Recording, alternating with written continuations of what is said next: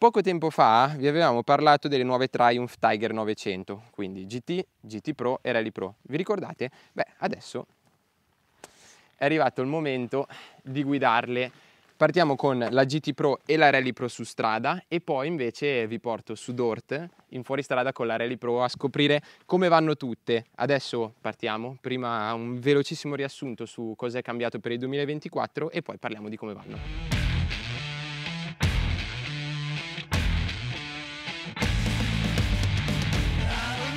Quindi, quali sono le novità sulle nuove Tiger 900? La novità comune a tutte e tre le versioni è il motore che resta invariato nella sostanza, 3 cilindri, fasatura 270 gradi e 888 cm3, ma che vede moltissimi nuovi componenti, tra cui i pistoni che portano il rapporto di compressione a 13:1, le teste riviste nello scarico e in aspirazione, i nuovi profili per le cam di aspirazione e scarico e per finire i condotti di aspirazione più lunghi di 15 mm.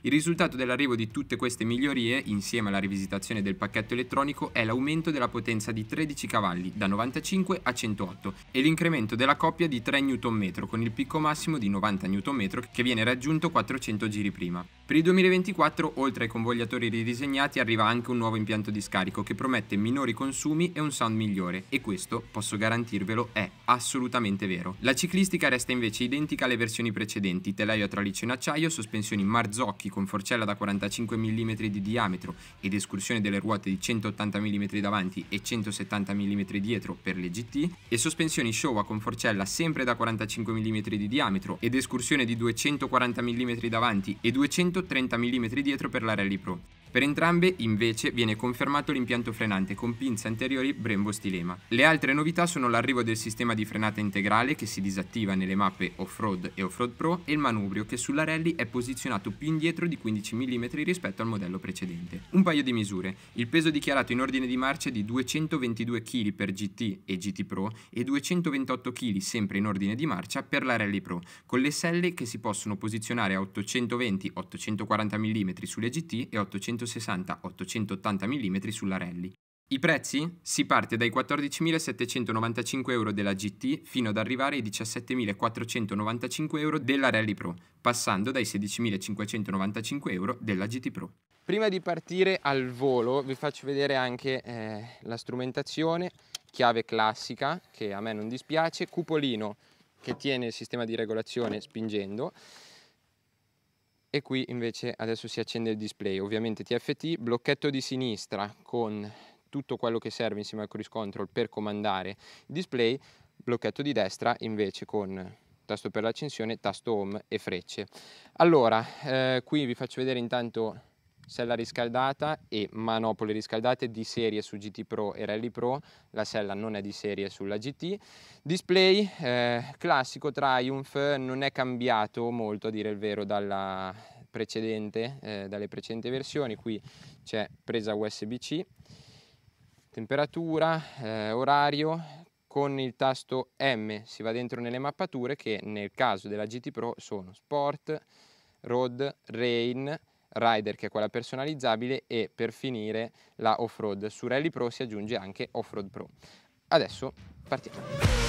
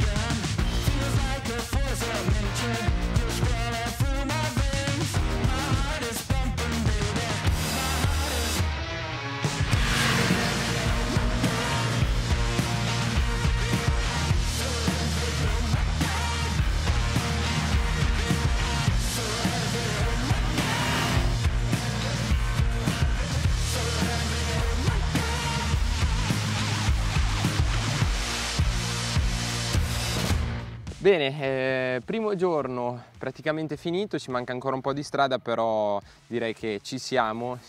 arrivati al momento di parlare di come va la Tiger 900 GT Pro i Rally Pro di come vanno su strada, perché poi fuori strada la Rally Pro, che la guiderò domani, ve la racconto su Dort, perché lo sapete, c'è anche Dort, la testata più fuoristradisca, dove ci piace guidare in fuoristrada, dove guidiamo tanto in fuoristrada anche le Adventure, e quale moto migliore della Rally Pro, quindi a quella lì rimaniamo domani. Oggi limitiamoci alla strada e a un paio di commenti su fuoristrada che ho fatto, ma veramente una roba leggera. Allora partirei dall'ergonomia, che non è cambiata tantissimo rispetto alla versione precedente. Prima cosa, adesso ho la sella in posizione alta,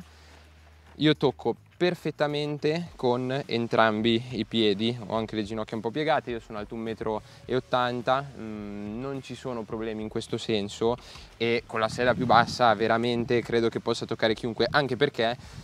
è molto stretta la moto, si riesce proprio a toccare bene, le pedane non danno particolarmente fastidio e anche a salire dietro tutta la parte del codino non dà assolutamente fastidio. Quando si è seduti sopra, allora, GT Pro mi piace, l'ergonomia è molto raccolta come posizione di guida, è abbastanza sportiva in questo senso, secondo me si sposa bene con la ruota da 19, con l'idea di questa moto che dovrebbe essere quella più stradale, più sportiva della famiglia Tiger 900. Pedane si trovano nel posto giusto anche quando si sta in punta, quindi quando si vuole andare un po' più forte, si vuole caricare bene con i piedi, non danno fastidio le pedane del passeggero, che oltretutto ha tanto spazio a disposizione. Il manubrio si trova al posto giusto, largo il giusto, si riesce a dare la leva giusta, ma allo stesso tempo non è troppo largo, non è troppo alto per quella che poi è la guida su strada.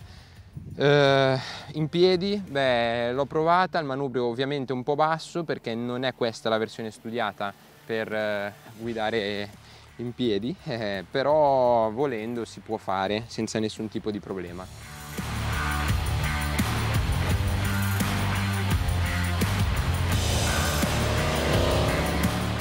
Protezione aerodinamica, allora, cupolino mantiene il sistema di regolazione che è classico, si spinge. Come protezione in sé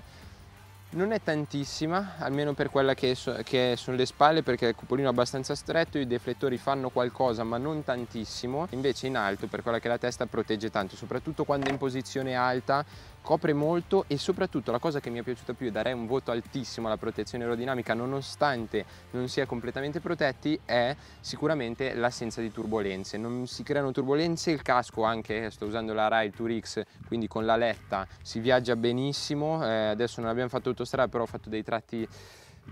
ben sopra la velocità codice e devo dire che non dà assolutamente fastidio. Da questo punto di vista molto bene. Preferisco avere un po' di aria sulle spalle, sacrificare un po' questa zona, che però peraltro non è che arriva l'aria che picchia, viene comunque un po' deviata,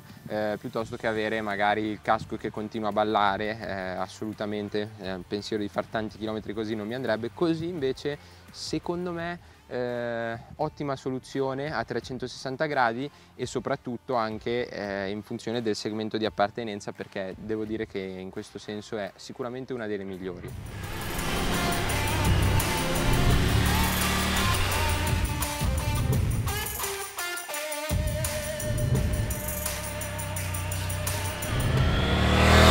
Passiamo invece alle cose un po' più interessanti forse. Beh, allora comincerei dal motore, che è sicuramente l'area dove in Triumph hanno lavorato di più. Allora, non preoccupatevi, il 3 cilindri di questa moto resta il 3 cilindri di questa moto, mantiene tutti i punti di forza che ha sempre avuto, e anche il fatto di essere un 3 cilindri capace di girare anche in basso. Arrivano più cavalli, è difficile fare un paragone non avendo qui la versione precedente, però in alto sta moto gira parecchio, tira tanto, e sotto non c'è una botta di coppia esagerata, come peraltro non c'era neanche sulla versione precedente, però c'è sempre una bella corposità, è talmente lineare, hanno lavorato talmente tanto anche sulle mappature che sembra quasi che la moto vada piano, quando in realtà fa tanta strada e funziona molto bene, e ti tira fuori bene dalle curve, anche se magari fai il tornante in terza, lei ti tira fuori. A rafforzare poi questa caratteristica c'è anche tutto il lavoro che hanno fatto sul ride by wire, sulla gestione del gas, perché una volta c'era un po' di on-off,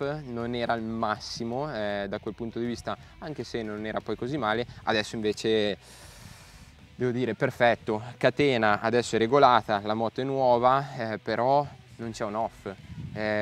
filtrato, ma filtrato bene, nel senso che non è troppo elettrica come erogazione, nel senso si sente che c'è il motore, c'è sempre un po' di freno motore, però si va a riprendere il gas in mano, soprattutto in mappa road,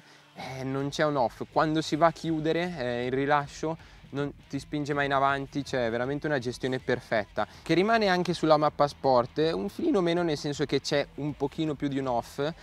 però mi sarei aspettato una mappa un po' più cattiva, soprattutto in basso, che magari sparasse un po' di più. Avrei preferito quasi avere un po' più di un off in mappa sport al posto di un'erogazione anche qui così perfetta, quasi, mi viene da dire, perché la coppia in basso non manca, però un po' più di carattere non mi sarebbe dispiaciuto. Detto questo, niente da segnalare in questo senso. Rimango sul tema un po' elettronica motore. Cambio quick shifter finalmente molto bene, nel senso che già prima era buono ma tagliava tanto in salita, ecco ora non succede più, adesso è veramente poi di una precisione imbarazzante, tra l'altro scala anche a gas aperto, quando si mettono dentro le marce il taglio è del tempo giusto, non è tra i più sportivi che abbia mai provato, ma è tempo giusto, preciso, e finora di strada ne abbiamo fatta e non ha mai sbagliato una marcia, neanche magari quando ho cercato di maltrattarlo un po', e quindi questo molto molto bene. L'altra cosa che mi è piaciuto tanto è il lavoro che hanno fatto sul controllo di trazione, che sulla versione precedente era anche un po' conservativo, ma anche nell'intervento diciamo non proprio morbido, ti accorgevi quando entrava e spesso tagliava tanto il gas. Ora invece è molto molto più contenuto, non dico che ci si accorge che entra solamente guardando la spia che si accende sul cruscotto, perché la riduzione di potenza si sente, però non c'è un taglio netto del gas, è molto progressivo, è poco invasivo, e anche quando magari non lascia tantissima libertà non dà mai fastidio, o comunque non ne dà troppo, soprattutto quando si guida sull'asfalto liscio, anche se oggi noi asfalto liscio sì, ma con veramente poco grip, e l'ho apprezzato, devo dire che ha funzionato molto bene. Gestione del gas sulla Rally Pro invece è un po' diversa, probabilmente è una rapportatura finale un filo differente che fa sentire leggermente, ma veramente poco di più, l'effetto on-off. Poca roba, rimane comunque di altissimo livello la gestione del gas.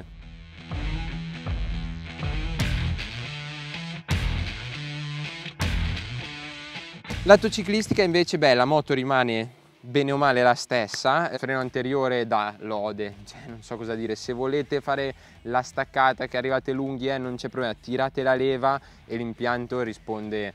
benissimo, poi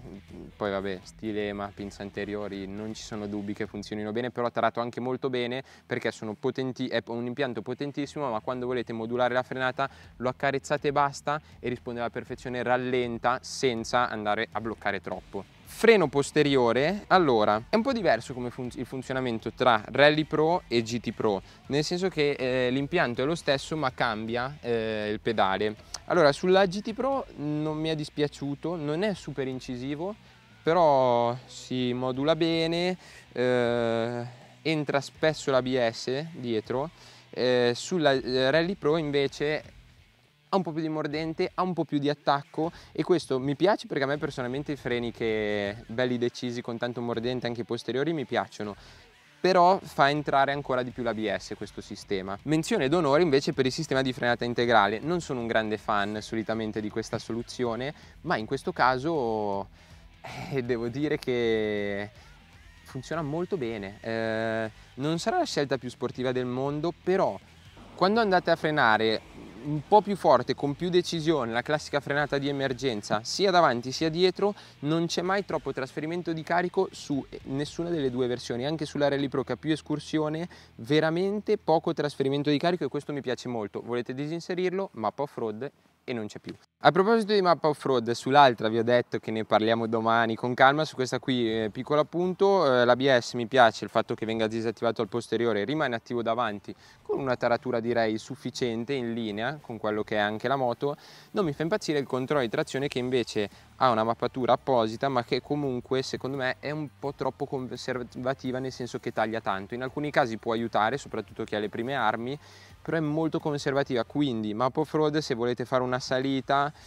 non vi aiuta tanto il controllo di trazione, nemmeno se volete andare a divertirvi un po', però da un lato ci sta anche perché questa è quella col 19, ruota in lega, e quindi ci sta anche che sia stata scelta una roba del genere, che magari capita che uno fa la strada bianca e la vuole fare in totale sicurezza.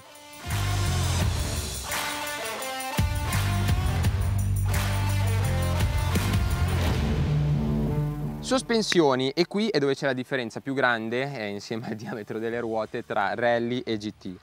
Allora, è un po' strano, nel senso che tra le due quella che mi piace di più nelle condizioni in cui stiamo guidando oggi, quindi un asfalto bello, però con non troppo grip, mi dà più fiducia il Rally Pro. Da un lato ci sta, più stabile col 21, però allo stesso tempo è più precisa anche, è un po' più rigorosa, magari più difficile da inserire in curva, ovviamente ruota di diametro maggiore davanti. La differenza grande sta nelle sospensioni, nel senso che quelle della Rally Pro sono di maggiore qualità, sono anche più sostenute, hanno una compressione più omogenea, sono più dure, e quindi quando si decide di andare un po' più forte, magari che l'asfalto non è perfetto, bucato o magari con poco grip, questa qui comincia a soffrire un po' di più perché la forcella è abbastanza molle, si può intervenire sui registri della compressione, cosa che non sono ancora riuscito a fare. Sicuramente un po' si migliora, però tarature standard alla pari, questa tende a scomporsi molto, a galleggiare un po', a pompare un pochino anche dietro, mentre con la Rally Pro non succede. Su questa qui, per sistemare un po' la situazione, basta dare più precarico dietro, la alza un po', la punta un po' più davanti e la situazione dovrebbe migliorare. Però a parità di assetti la Rally Pro sospensioni sicuramente più qualitative, nonostante le gomme di là sulla Rally Pro ci siano le Batlax Adventure, su qua invece le Metzler Tourance Next, che funzionano sicuramente meglio. Dove questa invece secondo me fa una grande differenza è asfalto liscio, preciso, perfetto.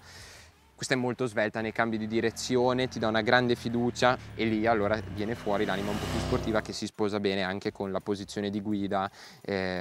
più stradale, mentre quella della Rally Pro comunque sia sempre il manubrio un po' più alto, sia un po' più forse il controllo della moto, però quando si vuole guidare quasi come una naked o comunque da moto in maniera sportiva, moto stradale, beh,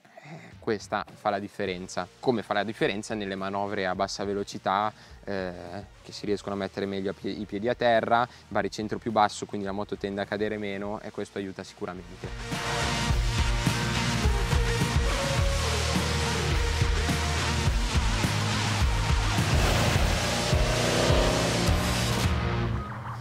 Ultimo tema, perché so che sotto nei commenti ne parleremo, l'avete già chiesto anche quando ne avete già parlato, qualcuno ha scritto anche quando sono state presentate staticamente la moto nel nostro video di presentazione: calore motore. Allora, da quel lato non è cambiato molto, nel senso che la disposizione dei radiatori è sempre la stessa. Oggi noi stiamo guidando in una condizione calda per il periodo, ma in realtà fa abbastanza fresco, nel senso che siamo andati dai 12-13 fino ai 22-23 gradi, e a me non è dispiaciuto, soprattutto stamattina che avevo un po' di freschino. Però se dovessi pensare a estate, caldo, sicuramente soprattutto dove c'è la ventola del radiatore un po' di aria calda viene rimandata, e devo dire che non è la moto più fresca del mondo,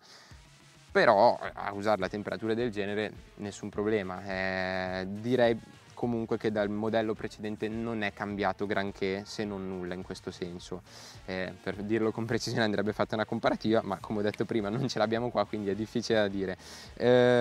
Penso di avervi detto più o meno tutto per quella che è la guida su strada. Aggiungo comfort di buon livello, vibrazioni. Non avendo fatto autostrada non so dirvi in realtà, però ho fatto un po' di prove, mi sembra che il manubrio vibri meno, molto meno rispetto alla versione precedente, le pedane continuano a vibrare un po', non saprei dirvi quanto in paragone, però secondo me un miglioramento c'è stato. Posizione di guida, l'ho detto, comoda, sella abbastanza sostenuta come imbottitura, abbastanza duro lo schiumato, però non è affatto scomoda. Preferisco comunque questa a quella della Rally Pro, dove mi sono trovato un po' meno comodo starci su per più tempo.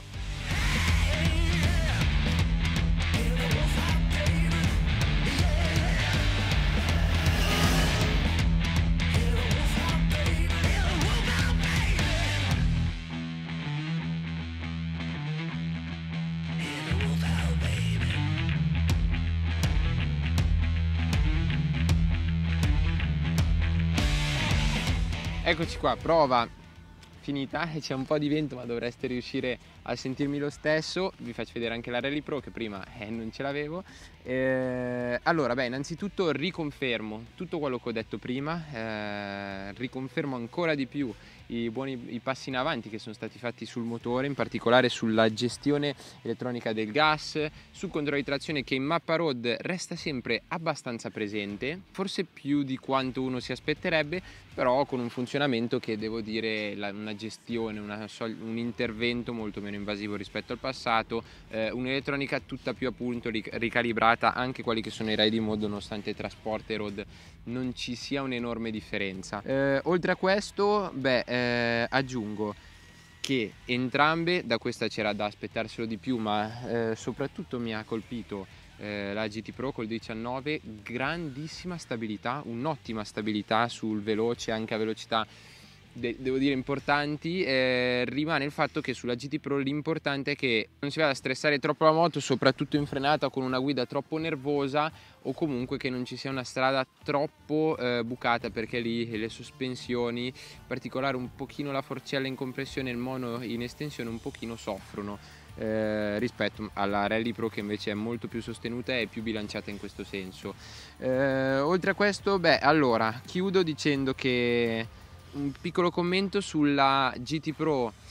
ci sarebbe state le gomme nelle misure 120-70 davanti e 170 dietro,